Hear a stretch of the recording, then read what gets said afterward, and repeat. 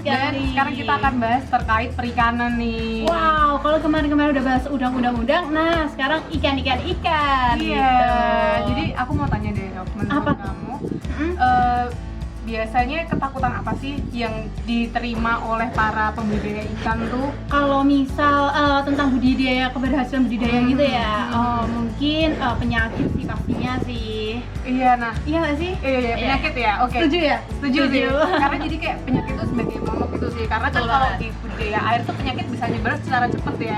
Jadi dia juga dapat memberikan kerugian ekonomi secara cepat juga. Wow, gitu. karena mungkin kalau misal nih pada tebarnya 1000, tapi kalau misalnya mati 0,5%-nya sendiri kan juga cukup berasa ya untuk Iya. kantong pembudidayanya gitu. Bener banget, dan kalau ngomongin penyakit, ada sih sebenarnya penyakit yang memang itu jadi concern para pembudidaya ikan. Wow, apa tuh Mbak? Iya, salah satunya ada red shore disease atau motil aeromonas septicemia. Wow, Iya. ilmiah banget ya guys. Jadi ini kayak sekilas info aja nih buat teman-teman Betul sekali. yang mungkin udah pernah mengalami ini ya. Jadi kalau red shore disease ini dia itu disebabkan oleh Aeromonas hydrophila, yuk.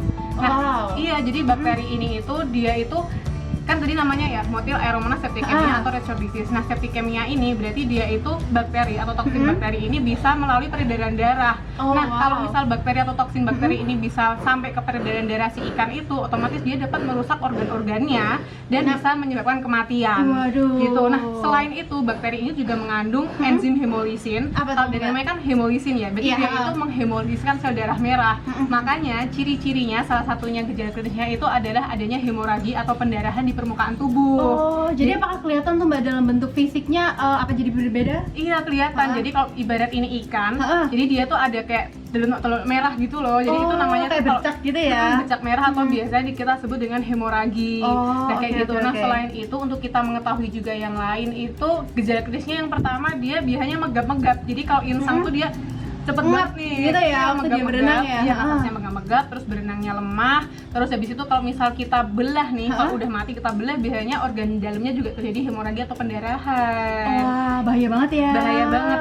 Dan bahayanya lagi ini tuh mortalitas atau tingkat kesakitannya tuh tinggi banget ya. Oh wow, gila. Iya, Kalau tingkat kematiannya? Iya, tingkat kematiannya juga tinggi, sekitar 80 sampai dengan 100%. Waduh, berarti jadi ciri-ciri yang tadi, berarti kalau misal nih pembudidaya menemukan penyakit yang dengan ciri-ciri yang tadi harus waspada ya. Harus sampai dan segera diobati sih, karena itu dan tingkat kematiannya atau istilahnya dia tuh bisa mati secara singkat gitu. Oh, cepet banget langsung mati. Iya, teman sekitar 1 sampai dengan 2 minggu tuh menurut judul Irianto 2014 kayak gitu.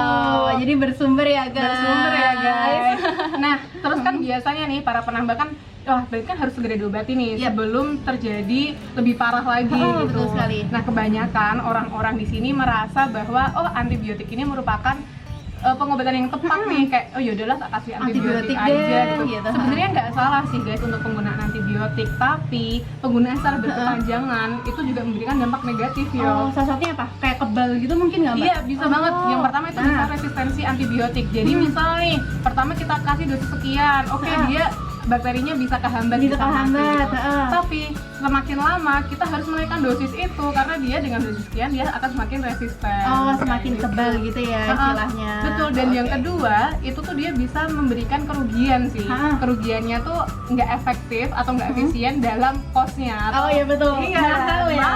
Kita ketahui apalagi kalau kita punya tambak atau punya pembuangan kolam yang luas banget gitu kan, itu akan boncos banget sih. Kayak gitu. Nah, makanya orang-orang yang kritis sekarang itu mikir nih, apa ya yang kira-kira bisa nge-replace si antibiotik Oh iya ini, benar, apa yang bisa menggantikan itu iya, gitu ya. minimal menggantikan bisa itu. mengurangi penggunaan antibiotik tapi juga tidak memberikan efek-efek negatif. Nah, gitu. apa tuh? Udah ketemu belum tuh Mbak? Nah, kebanyakan orang itu bilang itu adalah propolis. Propolis. Benar banget. Jadi propolis itu dia bisa berguna untuk, kalau banyak yang bilang itu propolis itu juga bisa antibakteri, dia anti parasit, kemudian dia juga bisa sebagai growth promoter atau pemacu pertumbuhan, dan dia juga bisa sebagai imunostimulan. Wah, imunitas atau, ya? Iya, dia meningkatkan imunitas. Tapi kan kayak ini bertanya-tanya nih, emang iya ya.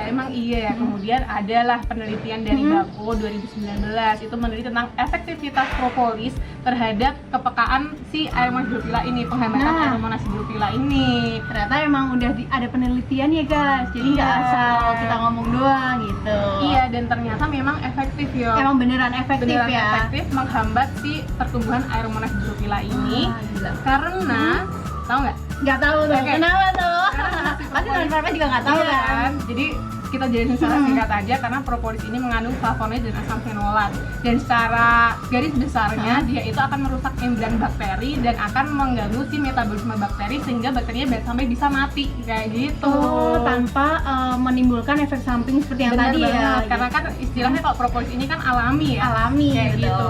Jadi kayak buat teman-teman semuanya, kalau yang udah punya tambak ikan dan sebagainya atau punya budidaya ikan, itu kayak jangan ragu untuk mencoba sih, karena kayak mungkin antibiotik bisa secara cepat gitu ya, tapi ternyata dalam jangka panjang itu dia bisa Menimbulkan memberikan efeknya. gitu. Sedangkan kita juga perlu mikir ke depannya tuh mau gimana. Betul, gitu jangan kan. sampai oke lah kematiannya atau penyakitnya bisa langsung tuntas, tapi kedepannya kita nggak pernah tahu jangka panjangnya itu kayak gimana. Salah satu Iya. boncos tadi Boncos kan. tadi, resistensi antibiotik, dan dia juga bisa mempengaruhi ekosistem si Airnya. itu sendiri. Nah, mungkin ini ya salah satu yang pertama tadi kan udah penyakit nih, Nah, dengan penyakit. penjelasan yang sangat lebar dan padat gitu. Iya, padat dan lebar. Padat dan gimana lebar, tuh? waduh. Jadi bisa dengan propolis tadi ya, dan sebenarnya banyak banget produk gitu yang Oh. sudah mengandung propolis dan bisa untuk pengobatan.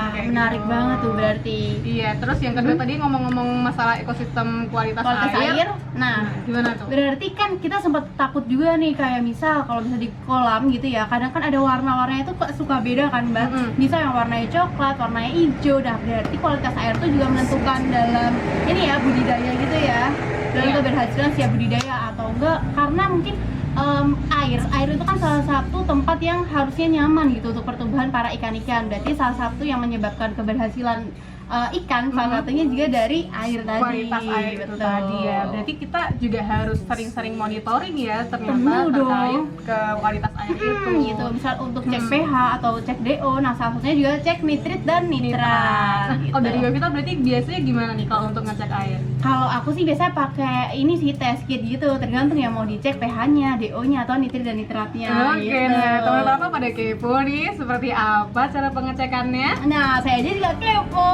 Oke, ikutin terus brand kita ya. See you. Next Semoga video. bermanfaat. Don't forget to subscribe, follow, and comment. Bye.